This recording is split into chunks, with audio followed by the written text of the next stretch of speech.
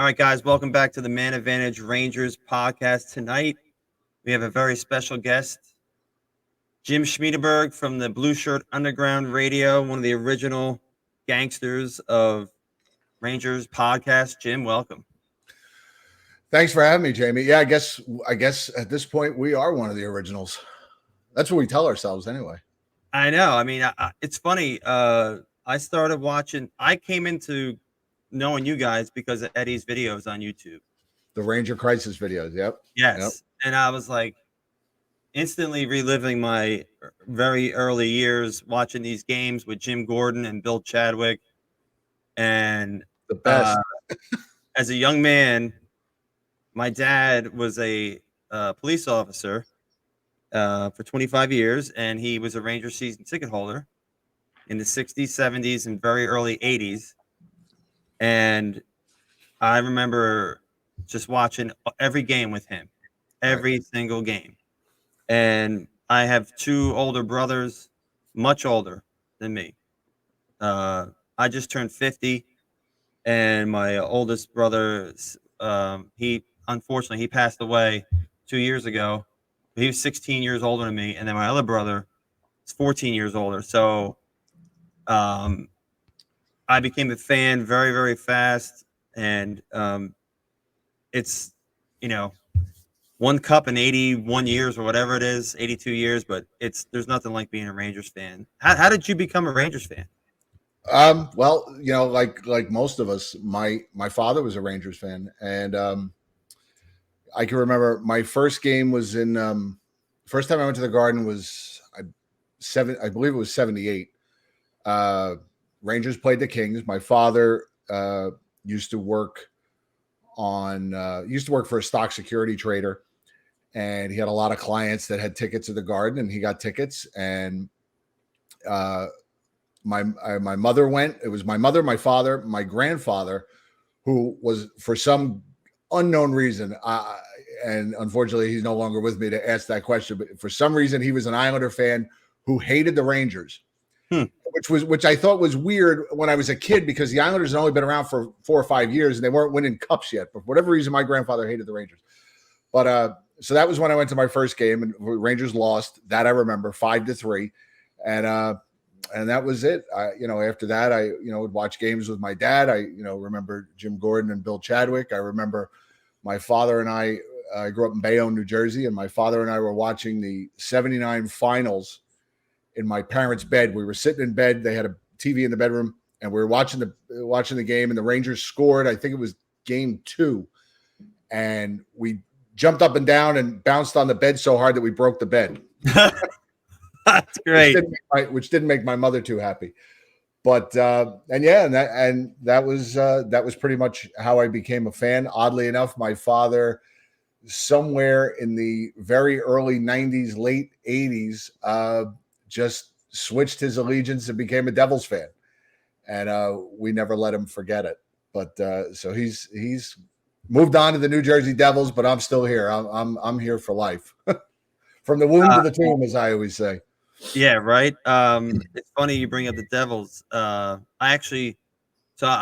originally from North Jersey. I grew up in West Orange, not far from Bayonne. No, and I remember reading in the paper, I was 10 years old, that the Colorado Rockies were moving into New Jersey, and they actually moved into their practice facility was in West Orange. Right. I remember that. And so I used to see a bunch of these guys, when I got older and I was out at bars, I'd see some of the, and most of the guys were cool. Billy Guerin, cool guy. Some of the players, though, weren't nice, but I remember when they first moved in, I said to my dad, I said, does this mean we have to be Devils fans? He was reading the paper, and he kind of folded the top half of the paper and looked over the paper, and he said, and I quote, "In this house, we are Rangers fans." That's right. And I said, and I was happy because I didn't want to root for a new team. Right. So, yeah, and I've been a fan my whole life, and now having kids. By the way, it's their fault that I have this YouTube channel, because I have twin boys, and they just turned 15, and they're the ones who are like, Dad, you know so much about hockey. You should go on YouTube and just talk about it. And I'm like, I don't want to do that. But they talked me into it. So and they're huge fans, and It's a fun hobby to do these shows. it is. I have a great time with it, and nobody watches me, but I don't care. And it's more just I like to someone like yourself who's been doing this for a long time, someone that even though I've never met you, I've watched you on my computer screen so much. I feel like I know you and Eddie and a lot of people. So it's nice to finally be able to talk to you one on one. I appreciate that. And Yeah. a quick side note about the Devils. I was actually at their first regular season game in New Jersey against the Pittsburgh Penguins. 3-3 tie. Oh my I don't God. remember how I wound up with the tickets, but I was at that first game. My brothers used to we would it'd be like a Tuesday night in January, and back then, I don't know if you remember this, but remember the Devils used to have that weird start time at like 7:45. Yeah, I do It was actually. like 10 minutes after. It was very strange.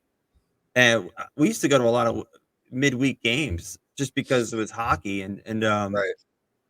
there would be 8,000-9,000 people at the Meadowlands, and it was cheap, and it was fun because you got to see I remember going to see Luc Robitaille in his rookie year, and I'm like, who's this guy? He looks really good. Right. But it just fun stuff. So let's fast forward. How does Sure. this whole thing with you and Eddie, how does that come about? Well, just to give you a little background, back in 2000, it started in late 2007 and then kind of continued into 2009. I was writing for the blog on SB Nation, Big Blue View, which they cover the Giants. I think I remember you on there, dude. Yeah, I was doing some not a lot, like just kind of some feature stuff, and I was enjoying it because at the time I liked to write, and I felt like I had something to say, and the Giants are, of course, as you can see behind me on the wall there, they're my other passion. And I was writing for them for a while, and SB Nation started to grow, and they started to form some hockey sites, and they had a few that were going. And I noticed there was no Rangers site, which I thought was weird because they're an original 6 team. They're New York, and how could they not have a Rangers site? And I sent my name in, and I said, hey, look, I said, you don't have anybody to run a Rangers site. I do some writing on the Giants site, so I'm familiar with how this works and what you guys are looking for. I said, I think I could do it. And they kind of beat around the bush with me for, I don't know, a month or two. And there was another site that they were looking at, which was called Rangerland, I think. Because what they were doing was they took existing sites and just absolved them into the SB Nation platform. That way there was a following and everything. And honestly, it made sense. And I was nobody from nowhere with no site, no followers, no anything. So they were reluctant to give it to me, and that's fine. But so I started doing a little blog on the side with nobody was reading this thing, but I was just to kind of get in a rhythm of writing about the Rangers, follow them all the time, what I would have to do. And I sent them, some links of what I was writing, and Rangerland at the time there was I think this is right around when Sean Avery it was either his first time with the Rangers. I think it was in between his 10 years with the Rangers. And this website, Rangerland, and I don't even know if it still exists, but whatever. They had like 5 articles all on the front page of the site. Like you clicked onto the site and all you saw was 5 articles about Sean Avery. And Sean Avery wasn't even with the Rangers at the time. It was just rumored that I think it was when he was coming back. Mm-hmm. Because there's a lot of speculation if he could play for Tortorella. And I had happened to hear from some other people at SB Nation that Rangerland was the site they were looking at. And I sent them some links to my stuff, and they responded, well, we're still, it's still up for review. We're still looking at your stuff, blah, blah, blah. And all I did was I just responded. I said, well, I said, my site's got to be better than just having 6 articles about Sean Avery, who doesn't even play for the Rangers like Rangerland does. And the very next day they offered me the job. So I guess whatever I said, I guess it resonated. Right. So we started Blue Shirt Banner, and we started in March of 2009. And I collected. I found a few guys that were writing their own sites. We put together a little team of writers to keep the site going. And then the gentleman who runs Big Blue View messaged me one day because I was doing both. I was writing part-time for Big Blue View and running Blue Shirt Banner. And he said, "Hey, I'm going to do this thing on Blog Talk Radio, just like an hour podcast. It's going to be live. Listen in, let me know what you think, be in the chat, just kind of keep people engaged." So I'm like, "Yeah, sure, fine."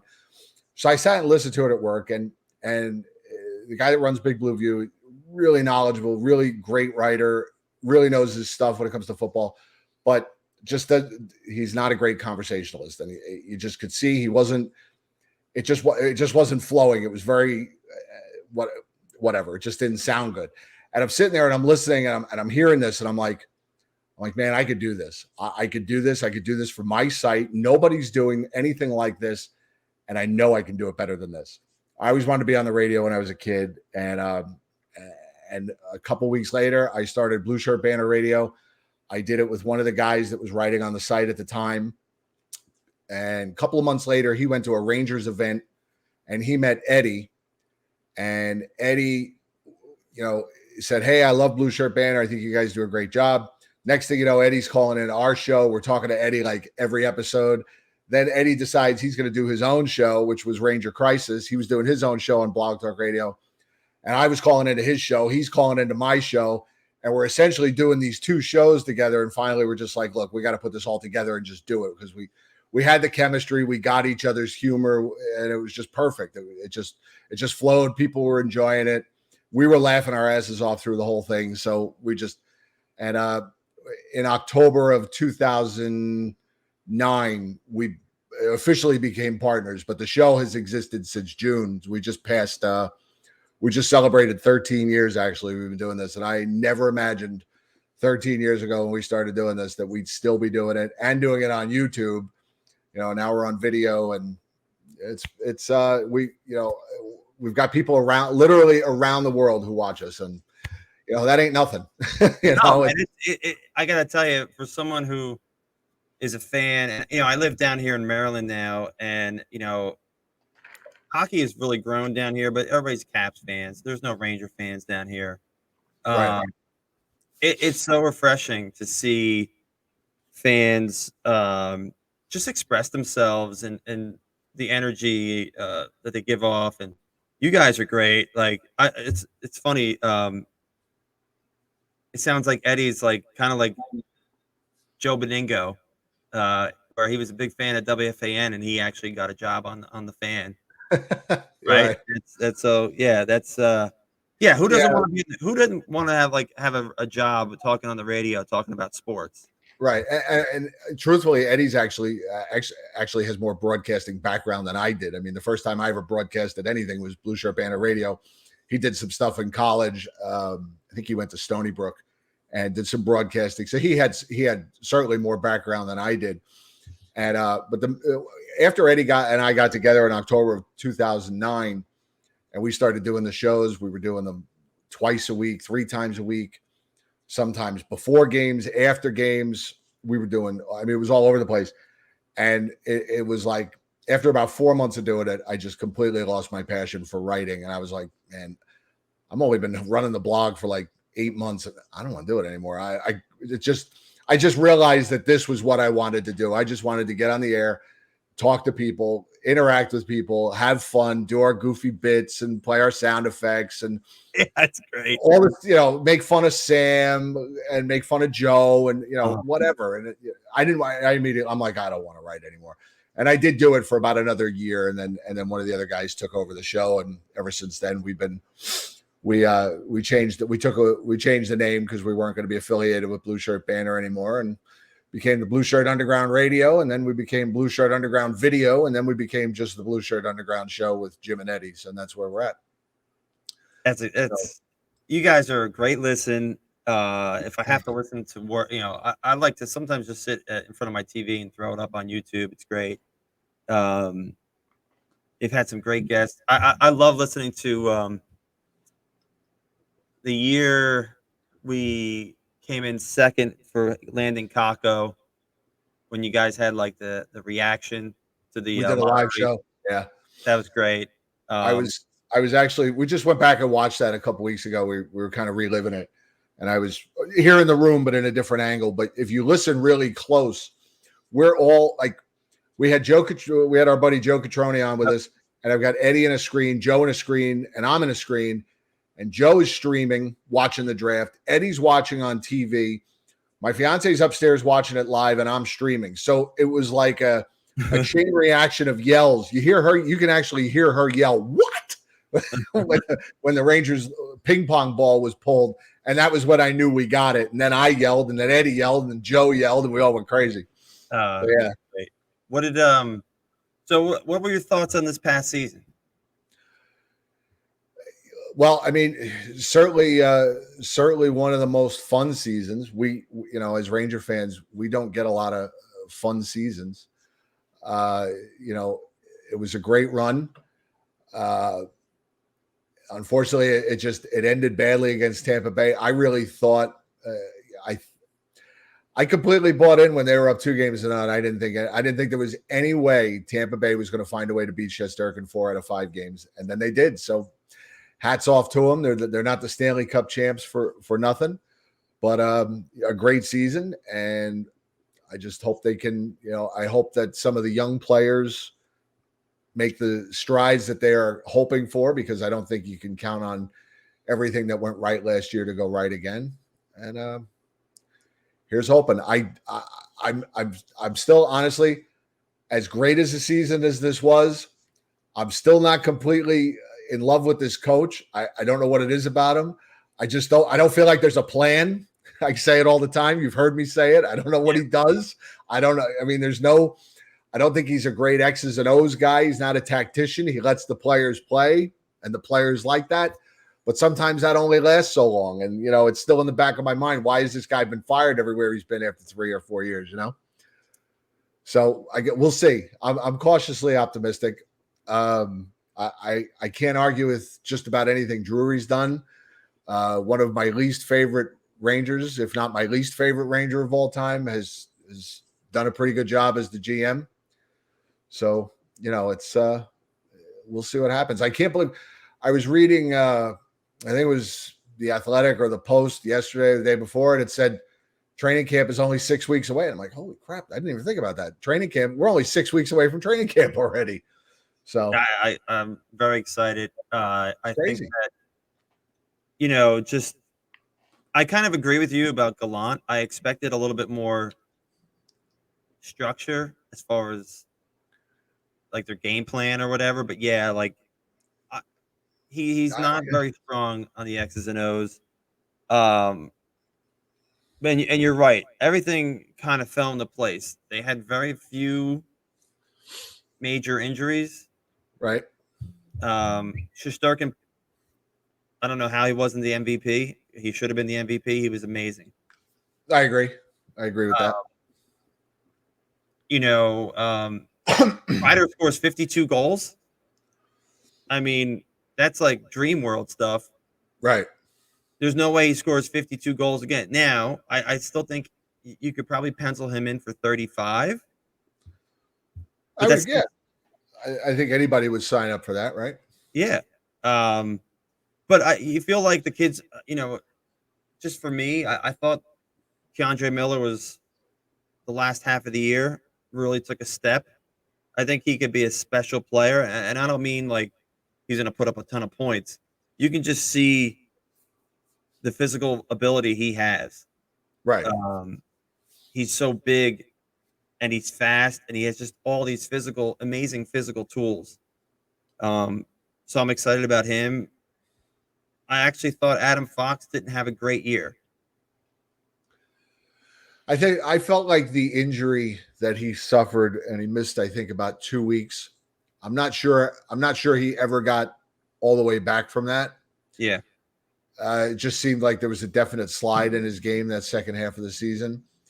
And I thought in the Pittsburgh series, and maybe even a little in the Lightning series, I felt like Pittsburgh and Tampa, to a certain extent, really wanted to make life difficult for Adam Fox. I thought they were hitting him at every opportunity. And Adam Fox isn't a big guy.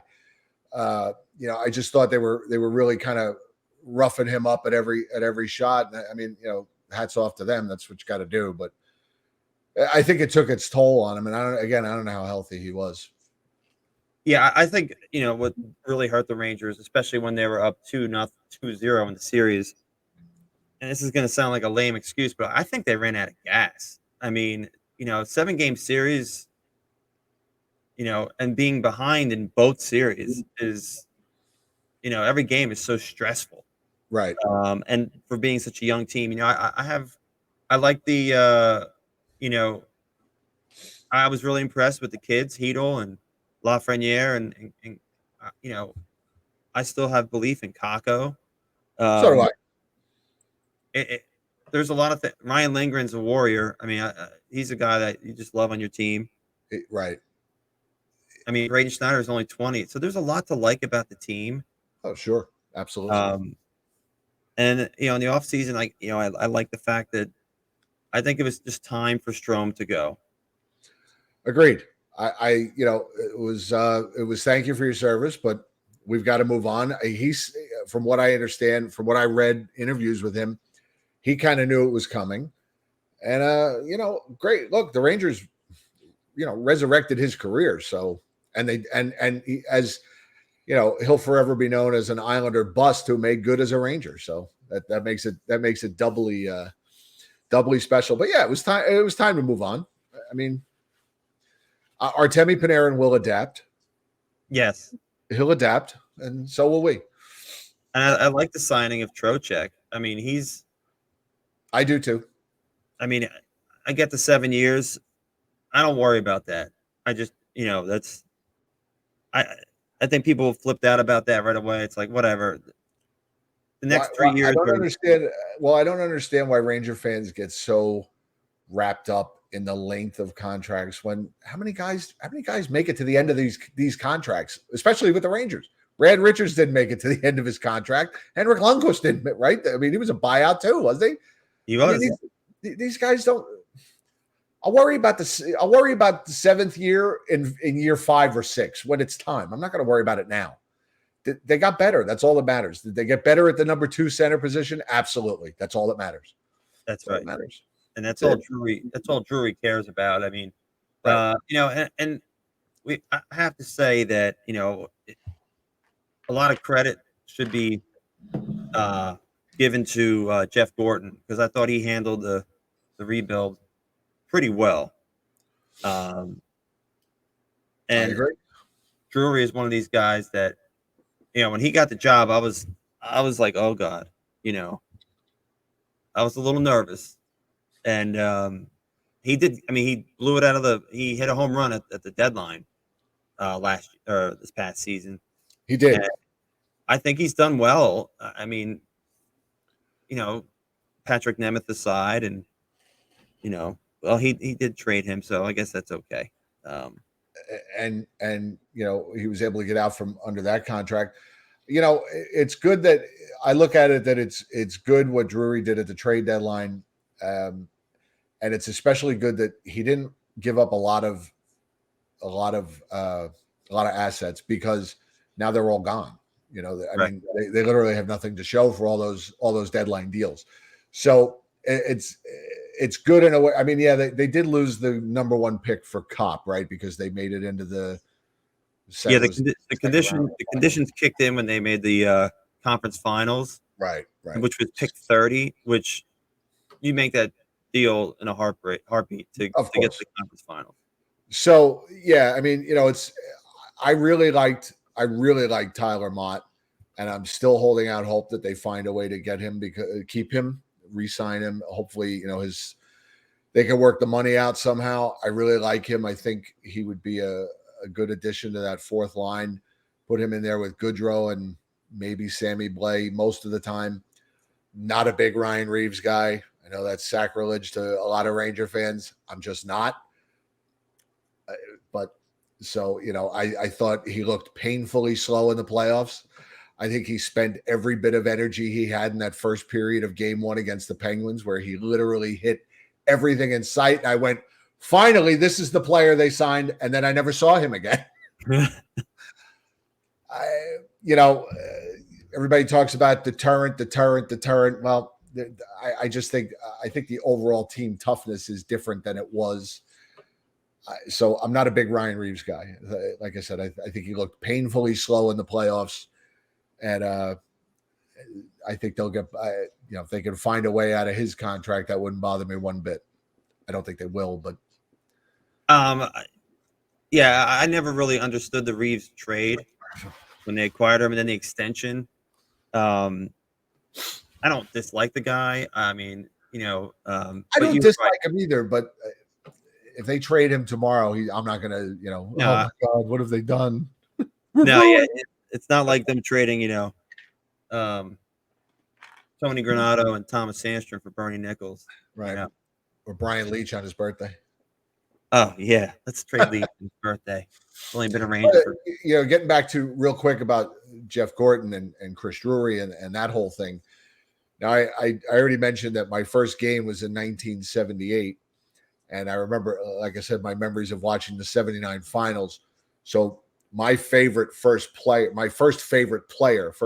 Ranger was John Davidson. And of course, I grew up listening to him on TV. I felt like everything I knew about hockey, I learned from JD. When JD got the president's job, I felt like it was one of our own had gotten this job. I just always felt like JD was our guy. When he worked for St. Louis and he worked for Columbus, he was just in training to come take over the Rangers and be one of us. And then when they fired him, and they go from firing one of my all-time favorites to hiring my least favorite, that was a tough summer. Let me tell you, for me, I was going into last season, I was completely ambivalent to them. I couldn't get excited until the season got going, and it was very hard for me to take. Yeah, I felt like he got a raw deal. Him and Gordon. I mean, Dolan was probably having a bad day, and I mean, who knows what happened? But yeah, I'm with you. I learned so much from JD over the years, and I was lucky enough to bump into him down here in DC before a game, and just such a nice guy. Him and Sam actually were such nice guys, and you're right. It's like having one of your own at the helm, and because he's a fan, he wants to win just like we do, and he knows how important it is to win. So yeah, that kind of stunk. I went to high school with a guy who is, I don't know, his second cousin, third cousin. He's a cousin of Sam Rosen's, and this guy that I went to high school with was actually a Flyers fan. But back when I was in high school, he had his mother put in a call, and Sam Rosen arranged tickets for us at the old Spectrum. And after the game, he said, meet me in such and such a spot, and I'll take you downstairs. So we did, and I got to meet Sam Rosen. And then we went walking down this hallway, and he said, guys, I'd like you to meet John Davidson. And I just literally hi. I was complete. There were 2 times in my life where I was like that. Once was JD, once was Adam Graves. And what's funny is that Adam Graves is only a couple of years older than I am, and I'm still like, hi. It's funny when you meet. So I was a big Leach guy, and my sister. Do you remember, like, back in the early '90s, before like call waiting was really a thing? You have emergency breakthroughs. Yep. Yeah, I remember that. So I'm on the phone. I was actually talking to this girl, and the operator comes in and says, we have an emergency call, blah, blah, blah. It's my sister. Right. And I'm like, I got to take this call. It's got to be something just awful if she's, doing this emergency breakthrough. So I hang up. I start talking to her, and she's like, you're not going to believe who I met at the Genesis concert tonight. And I'm like, I don't know. She's like, I was sitting in front of Brian Leach, and I got his autograph for you. Oh, and nice. I was like, wow, I still have the autograph. It's on the envelope she had for the ticket stubs. And she said he was dressed in shorts and boat shoes and a golf shirt. And he said, how in the heck did you know it was who I was? And she's like, because my brother is constantly putting your picture in my face saying how great this guy is. And he kind of laughed and was like, that's awesome, So I did get a chance to meet Messier after a game, and I was actually scared. Like when I shook his hand, I was like, "Holy cow!" Because it was just me and him. There was nobody else Right. around. He came. Oh It was after wow. a game, and he signed a. I have a mini hockey stick, and it's got his autograph on it and Sergei Zubov's uh signature on it. So Wow. That's a two nice Hall of piece of Famers, right? memorabilia right there. Yeah. So Pretty awesome.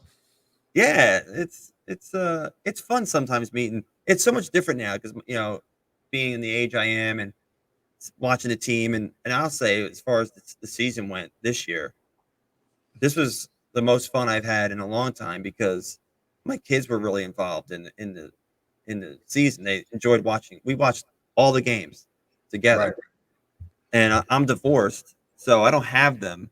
I have them half the time. Right. Even on times where I wasn't with them, they'd be texting me and you know sending me shout outs and all this stuff, and I'm like, yep, yep. And so this was a great. It just reminded me of myself at their age, Right. and it was very very special season. So um, It's it funny was you mentioned that. fun.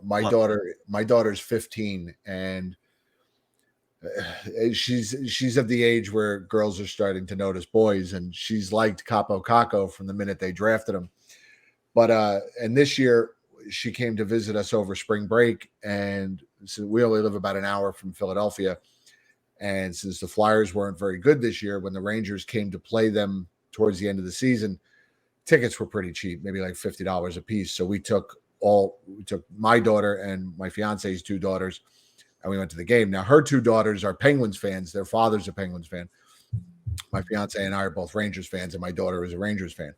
And they went. They had a blast. Georgiev shut Flyers out 4-0 that night, and then my daughter went home. She lives in Las Vegas with her mom, and she was calling me like every night for the playoff games. She'd text me, be like, "Dad, what time's the game? Where do I find it?" I would have to tell her like, "Okay, you got to go on ESPN. Use Dad's ESPN Plus. Here's how you get into this." She'd be texting me during the games. Game 7, Carolina. She texts me. She goes before the game. She goes, "Dad, I'm so nervous for this game." I go, "Well, yeah, you and me both." And then she said to me, she goes, "If this game was at MSG, I would feel so much better." And just when she said that, I was just like, it was such a proud moment because it was just such a like she was really into it. It was just that type of statement, that she said, "Oh, I feel so much better if this was at MSG." She's never even been to MSG, but that's okay. And she was really upset when they lost to the Lightning. She's like, "Dad, I can't take this." I said, "Well, this is the life we've chosen." That's right. That's why I tell my kids, I'm like, look, just plan on being disappointed 98% of the time. Right. And if you understand that, then the times that they do win, it'll make it that much sweeter. Right. Hey, I real quick, Oh, Capo sure. scored a goal in that game against the Flyers, didn't he? Uh, one or two that I might Yeah, have been two one that or night. two goals that night. I think it was two. Yeah, and she was thrilled. That's great. Yeah, I'm pretty sure it was two goals he scored that night. Yeah, that was a fun game. Talking about there were so many Ranger fans there. The Flyer fans were too annoyed with the Flyers to even argue with the Ranger fans. So it was a fun atmosphere. Uh, I don't typically go to Philly because I don't like to associate with their fans, but that was a good one to go to because it looked like at least half the place was Ranger fans. that was great. Yes, Kako scored the first two goals of the game. I had to look it up, and then yeah, Panarin and Kopp. Yeah, I remember. I remember that game pretty vividly. What was I going to say? After the playoffs, though, that game feels like it was a year ago now. Oh, I know. It just the playoffs take so much out of you. It does. It's like the stress and yeah. Oh, absolutely.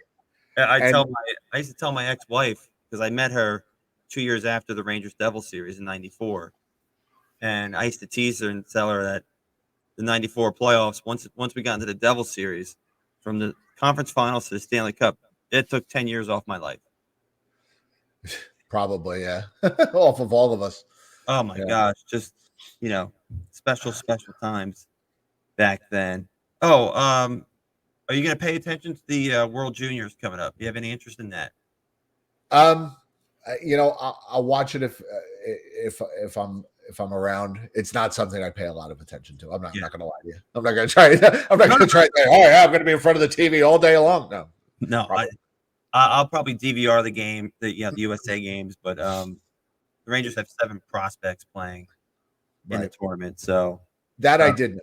But with the long playoff grind that the Rangers had, and Eddie and I do a show at least once a week during the season, and then when the playoffs started, we have a Patreon group on Facebook for people that support the show financially, and after every game we would do a show for them, and then every couple of games we'd be doing our live shows. So every night where there was no game, there was a show.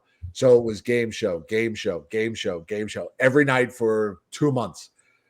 So when the season ended, I was like, I was ready to take a breath. I'm like, I'm upset that it's over, but it's kind of time for a hockey break. And we've still been doing the show once a week, and I'm still keeping up. But summertime, and my daughter was just here for 6 weeks and did some fun stuff. Vacation's coming up in 2 weeks, and so you definitely need to recharge. And the Mets are good, so I've been trying to keep up with them this summer, and Giants are back to work. So, are you excited about the Giants? I am, actually. I am. I'm a Giant fan, and I am always a Giant optimist, and more so than my other 2 teams, because the way I was looking at it is, if I die tomorrow, I can always say that the Giants gave me the most they gave me the most good memories. 4 Super Bowls, a lot of good other runs in there. Yeah, I mean, there's been some colossal flops as well, but so I am always optimistic when it comes to the Giants. I honestly think they're going to surprise some people this year. We'll see. I've not heard good things about this offense adjusting to the new offensive scheme, but obviously that's going to take time. I'm not a big believer in Daniel Jones. I don't think he's going to be a Giant after this season. I thought it was a bad pick to begin with, but thankfully that era, that regime is over, and hopefully we can move on. Yeah, it seems like I am optimistic about the Giants, actually. Yeah, it seems like the guy, Joe Shane and Dable have a pretty good plan. So I feel like even if Jones isn't the answer, they have a plan in place. So you just like that. I kind of feel like this kind of feels a lot like 1997 when Jim Fossil had just taken over, and we had a inconsistent quarterback from Duke, some solid defensive players, and nobody was really expecting much from the Giants. They went out and beat up on a weak division and surprised some people until they got into the playoffs. I kind of feel like they're in a similar position where they've kind of hired an offensive coach who's supposed to fix the quarterback. So we'll see what happens. Yeah, well, we'll see. I mean, that football training camp just started, so I think September 11th is the first game for the Giants. I think they're playing the Titans. I think it's their first game. But I believe you are correct. That'll be good. Well, listen, I want to thank you for joining me. I learned a lot, actually. Anytime. This was fun. Great. I always enjoy your guys' show, and it's just a lot of fun to be able to talk to you one-on-one. And this was great. I look forward to doing this again sometime, or maybe during the season, and we can do this just again. Just say when. All right, we'll be glad to do it. I'm going to say goodnight to everybody. I hope everybody has a great night out there, and take care, guys. We'll see you soon. All right. Thanks, Jim.